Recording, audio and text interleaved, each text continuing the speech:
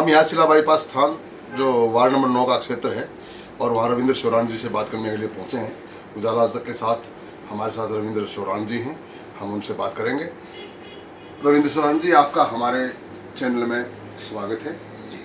हम जानना चाहेंगे आपसे, आपके क्षेत्र में आप राजनीतिक के लिए सोच के आए या कोई और सामाजिक व्यवस्था में कोई बदलाव करने के लिए या मन में कोई पारिवारिक व्यवस्था को स्थापित रखने के लिए किस तरह की मंशाएं रही हैं? देखिए जी, मैं रविंद्र शोरान, गांव किशनपुरा से जी। सबसे पहले तो मैं सभी वार्ड वासियों को, रोहतक वासियों को हाथ जोड़ के नमस्कार करता हूं। धन्यवाद। मैं जो आपने डॉक्टर साहब, जैसे कि आप पूछ रहे थे कि भाई मेरा क्या है जी, मेरा पारिवारिक, मैंने जो बुजुर्गों से जो मैंने सीखा वो एक उनका सामाजिक स्वभाव रहा और एक समाज सेवा करने का मैंने मेरे बुजुर्गों से, पूर्वजों से सीखा है। और इसी सोच को आगे बढ़ाने के लिए और सामाजिक एक सेवा, मेरे गांव की, पूरे वार्ड की सेवा के लिए मैंने ये चुनाव का निर्णय लिया था। अच्छा, आपने निर्णय लिया जी। आपकी टीम के साथ या आपके जो कॉलोनी निवासी या वार्ड वासियों में कोई और भावना रही? जी, निर्णय तो मेरा तो था ही था, लेकिन उसके साथ साथ मेरे गांव और पूरी पंचायत का निर्णय था जी।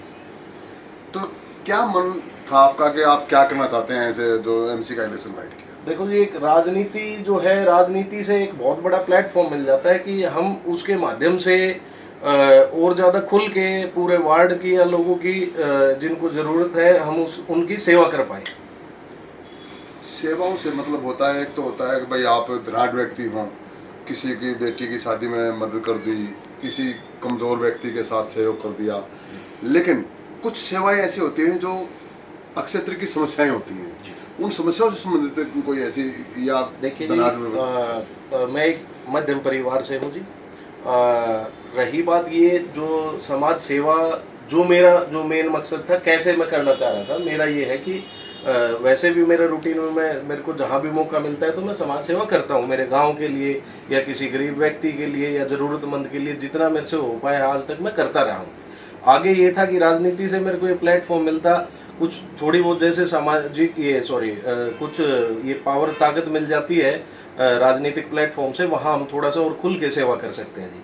कुछ मेरा जो मेन मोटिव था, जो हमारे जो वार्ड की या क्षेत्र की जो समस्याएं हैं उनको हम खुल के, बढ़ चढ़ के, हम लोगों के साथ कंधे से कंधा मिलाकर उनका एक माध्यम बन के हम पूरे वार्ड की सेवा करें।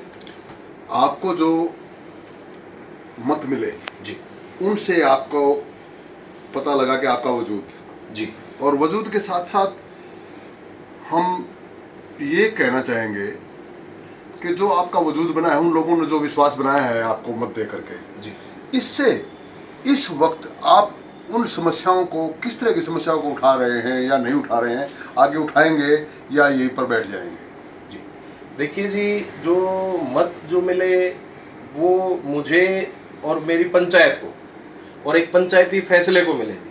हमने पंचायती फैसले को मैंने सिर माथे रखा जी, बहुत अच्छी और साफ नीयत से चुनाव लड़ा। मैंने, मेरे पूरे परिवार ने, गामराम ने, वार्ड वासियों ने, रिश्तेदारों ने, यार दोस्तों ने, प्लस पंचायत ने मेरा खुल के सपोर्ट करा जी।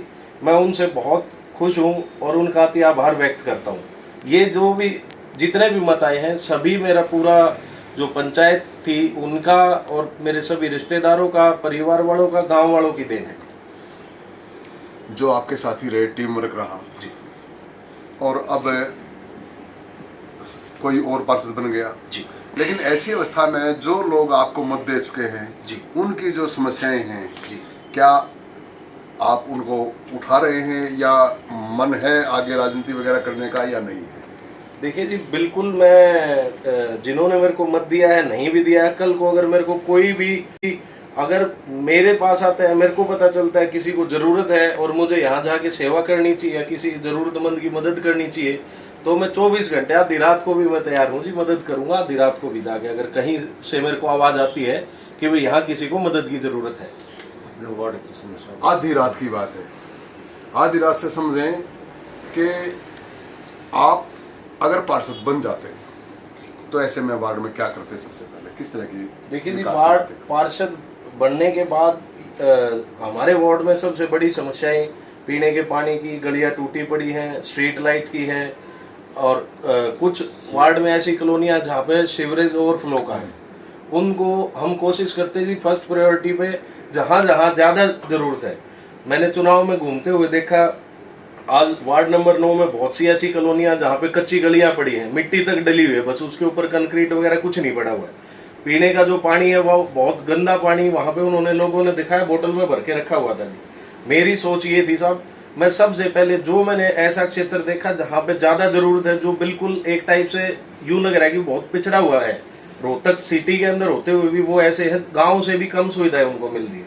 तो मेरी फर्स्ट प्रायोरिटी थी, मैंने उनको कमिटमेंट भी किया था, वादे किए थे कि भाई हम सबसे पहले यहाँ आपकी मदद करने के लिए तैयार खड़े हैं। अब किस रूप में खड़े हैं आप? अब क्या है? देखिए जी, मेरे पास एक जो डिपार्टमेंट की जो पावर होती है वो तो आज है नहीं हाथ में, वो तो आगे समय होगा, भगवान साथ देगा, वार्ड की जनता साथ देगी, तो उसमें हम आगे खड़े होंगे। लेकिन जितना मेरे से जो भी मदद होएगी मैं उनकी आवाज़ को उठाऊंगा।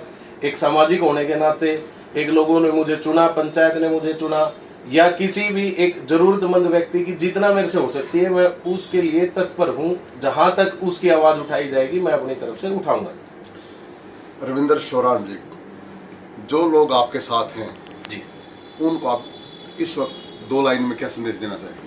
2 लाइन में जी, एक तो देखो, सबसे पहले तो मैं उनका बहुत बहुत धन्यवाद करता हूँ जी, हाथ जोड़ के, जिन्होंने मेरा इतना साथ दिया, आशीर्वाद दिया जी, सपोर्ट करा।